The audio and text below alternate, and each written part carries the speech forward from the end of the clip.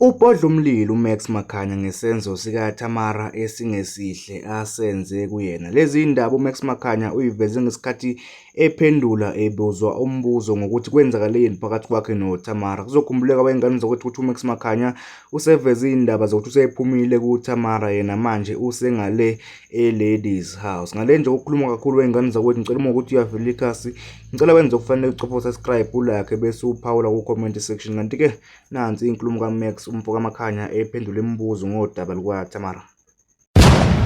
Kuze kube namhlanje going forward inkulumo ekaTamara ngisayisupporta futhi ngizoqhubeka ngiyisupporte ngoba akushintshi ukuthi ziqiniso. Into mina engingakaze ngiyenze nengeke futhi ngiqale ukuyenza manje, ngize ngathi i-reference yalokho ikhona ivideo. Ngithi mina asilandeli uTamara kodwa silandela inkulumo zakhe. Okay, umntalabhelani-ke pho manje Makhanya uTamara, ngimntalabhela ukwenza kabi kwakhe on top of inkulumo zakhe. Into ayenza manje ingcolisa lento mina engiyithandayo kwi-brand yakhe okuzinkulumo zakhe. So ngisusa lo thuvi manje abnyela phezu kwale nkulumo engiyithandayo. Okay, Max, ngiyakuthanda mawusho njalo. Umbuzo omunye, lo mbuzo Max awukawuphenduli. So wena ngabe uTamara akunama voice note, ngabe uTamara wayikhipha i-cold drink, uTamara ngaba kadalajwa personally?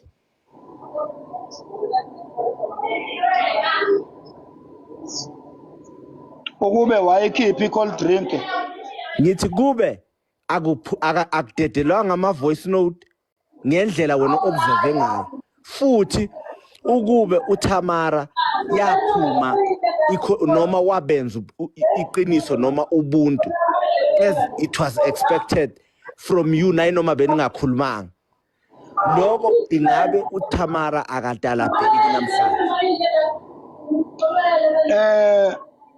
Ukuphendula lo mbuzo mfethu in specific ngizophinda futhi ngithi njengamanje uTamara utalajwa ngoba izenzo zakhe kimi njengoMax Makhanya zivela njengomuntu ongcolisa into engiyithandayo.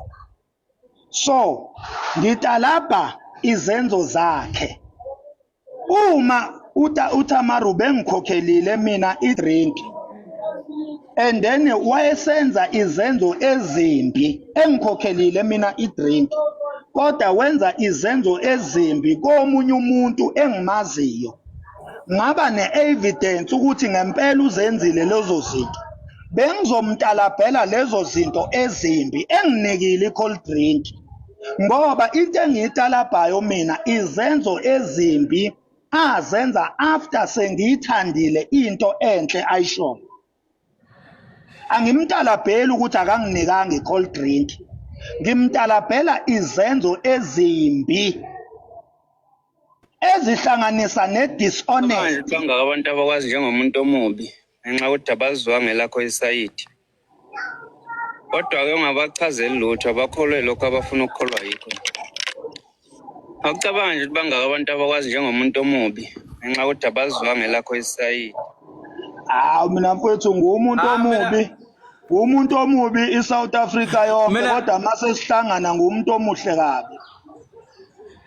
Mina Max mfowethu, mina Max bhuti wami, mina into engayisho mfowethu angeke ngize ngithi khona wrong phakathi kwenu, kahle kahle and right nonke yabo.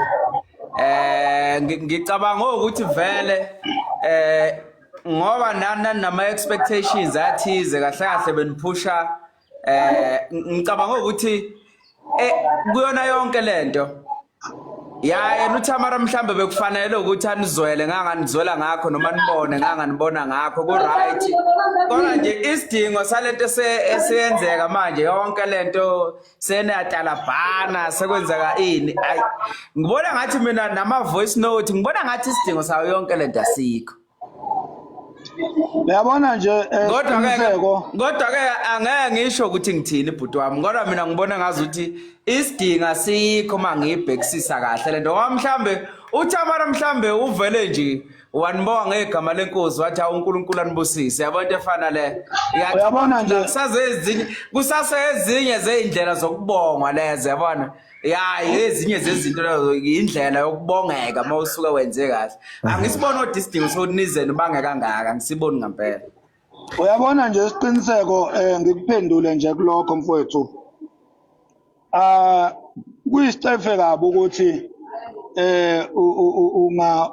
unga-support umuntu maqedena angakukhombisi uku-appreciate ukumsupporta kwakho okokuqala nje lokho bese ngiza la ekutheni yonke lento yenzakalelani into yokuqala nje mina angeke ngikwazi ukuhambe ngizondelwa omunye umuntu kungcono mangizondelwa ezami inkulumo ezami izenzo uyabona ukuzondwa eSouth Africa yonke ngizondelwe uTamara ebe ingekho into ake ayiveza ebantwini yokuthi uyak-appreciate ukuthi ngizondelwa yena lonto isidina kabi ingakho mina ngithe mina i-ladies house phezulu nge-ladies house ngase ngithi ukumshaya ukuze ngiveze ebantwini ukuthi angiseyona lento ebisupporta lo muntu ngoba ayikho i-appreciation ayiveze ebantwini ukuthi ngempela usesayidini lami okusho ukuthi la senzani ilimi mina ngisesayidini lakhe yena akekho esayidini lami so angivezela abantu abasesayidini lami ukuthi lo muntu njengoba ningamboni nje engaveli esesayidini lami nami ke sengigive uphile ekubeni sesayidini lakhe Okay manje kancane Mr. ngicela ukungibuza la mase ngiyadedela nkambe yami ngiyaxolisa manje bhuti uMax ushola ukuthi wena icontent yakhe yonke uconfirm ukuthi eyintweni osukuyikhuluma noma kubantu osukukhombisa ukuthi usesayidini labo ufisa ukuthi nabo bekuveze ukuthi baya appreciate nje ubusesayidini labo bonke osamelele nabo noma nisaphathene kahle njengamanje so far bayakwazi ukuthi bek-appreciate ngasese lathi nasingasaboni khona yingakho usaqhubeka kahle usaba-defender labo ba-defender khona noma yabona yonke nje loo nto leyo yes bangengekuveze wesiqiniseko ngesikhathi mina engithanda ngaso kodwa uma ngabe livele ithuba lokuthi bangangibonisa ukuthi bayangirecognize ekubasupporteni kwami ngi-expectile lokuthi lelo thuba balisebenzise ake ngikwenzele isibonelo nje mfowethu uyabona mina i-content yami nje la ku TikTok iyaziwa kakhulu njengomlandeli kaKhuzani uyabona uKhuzani walithola ithuba lokuthi walithola uKhuzani ithuba ngesikhathi sakhe walithola ithuba lokuthi angikhombise ukuthi uyangibona futhi njengoba ngimsupporta nje uya-appreciate wangikhombisa lokho ake ngenze isibonelo sesibili futhi uyabona eNdlunkulu mina kuyaziwa nje mina eNdlunkulu ukuthi ngisesayidini likazonda amagwala iNdlunkulu kuhambe kwahamba kwafika la iNdlunkulu ingikhombisa khona ukuthi hayibo siyakubona njalo makhaya nathi sisesayidini lakho iyalisebenzisa lolo thuba iNdlunkulu uyabona so umntwana besisincane kakhulu isikhathi abenaso ukuthi lokho bengakwenza le time frame nje yokufundraise ubengakwazi ukwenza live abonge bonke abantu nelami igama lingene lapho njengomuntu ozondelwa yena kodwa lelo thuba kalisebenzisanga okuyinto ke yanginganyisa kakhulu mina leyo manje bhuti uMakhanya Makhathini before uqhubeke siqiniseka ake ngicacisele lapha kuma comment khona uthi kwaputshuka ngazini eputshuka mina yami impilo ayiyona imfihlo mina kuyaziwa nje ukuthi ngisesayidini likazonda amagwala kuyaziwa ukuthi ngumlandeli kaKhuzani futhi ukuba sesayidini likazonda amagwala iNdlunkulu ine-page la ku TikTok abantu babe wabona amavidiyo ami ephejini laseNdlunkulu elibizwa ngePrince Nqobo babe wabona amavidiyo ami okukhombisa ukuthi iyangikhombisa iNdlunkulu ukuthi iyangibona that is an appreciation enough so Max wena uthini kumuntu okhona la ku TikTok othola ukuthi mhlawumbe uyazama ukuyiveza ukuthi hayi nami ngimele usibanibani. Kodwa manje lowo muntu mhlawumbe angalisebenzisa ithuba njengoba usola usisi uTamara ukuthi akalisebenzisanga ithuba ngalendlela obulindele ngakhona. Usho lo ukuthi aka give up mawukuthi lowo muntu loyo mhlawumbe ukhuzana akakwazi ukumrecognize noma appreciate. Usho lo ukuthi akavele nje ajike athuka ukhuzana ngenxa ukuthi akama appreciate njengoMax. Ilokho okugqugquzelayo. No, ngithi mina ekusupporteni noma ekulandeni umuntu kunezigaba, igaba ziyahlukana. Awukwazi ukuthi ngoba naku umlandeli kaKhuzani ebese uexpect ukuthi uKhuzani uphoqelekile ukuthi akurecognize. Njoba ngisho nje kunezigaba ekulandeleni umuntu. uKhuzani mawumlandela, uKhuzani uhlakaniphile. Ngenza isibonelo njalo ngoKhuzani bakwethu. Asikhulumi ngoKhuzani la.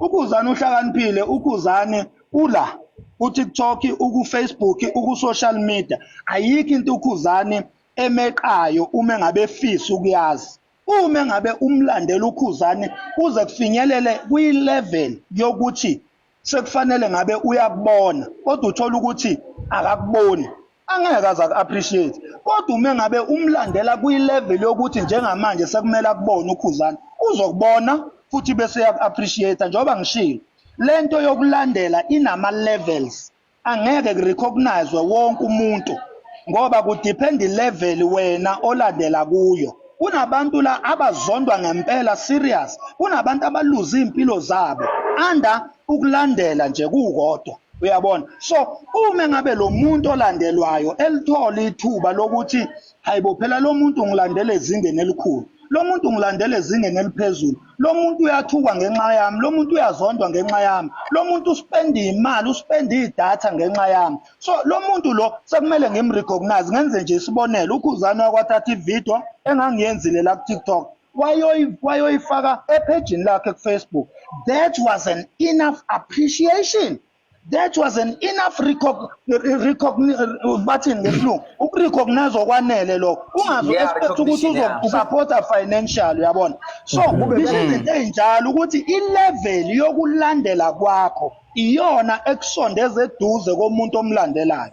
Manje what if Mr Makhanya, what if uvele wamnikeza isikhathi esincane untombazane kade mhlawumbe besazoku-appreciate, awuyazi uyicabanga ngaleyo ndlela ukuthi mhlawumbe ubesazokwazi ukuthi aku-appreciate nje mayithola kahle isikhathi, mhlawumbe naye usadidekile, mhlawumbe imali ayitholile akazi wayithola empilweni yakhe, ubungazi ukucabanga lokho bhuti wami. Ngayibuzela nje bhuti wami.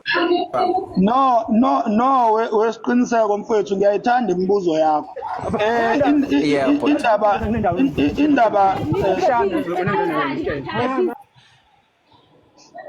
yeah but yeah indaba kaTamara mfowethu anivelanga nje kwathi bam njengoba umbona nje eletha ama VN, ikhombisa ukuthi lento iqale ingxoxweni, iqale yaxoxwa, yabona. Kuvelanga nje kwathi bhamu la ku TikTok, iqale yaxoxwa lento, umuntu wabonakala, waconfirmeka ukuthi lo muntu nazi inhloso zakhe, lo muntu ngeke akwenze lokhu, uzokwenza lokhu.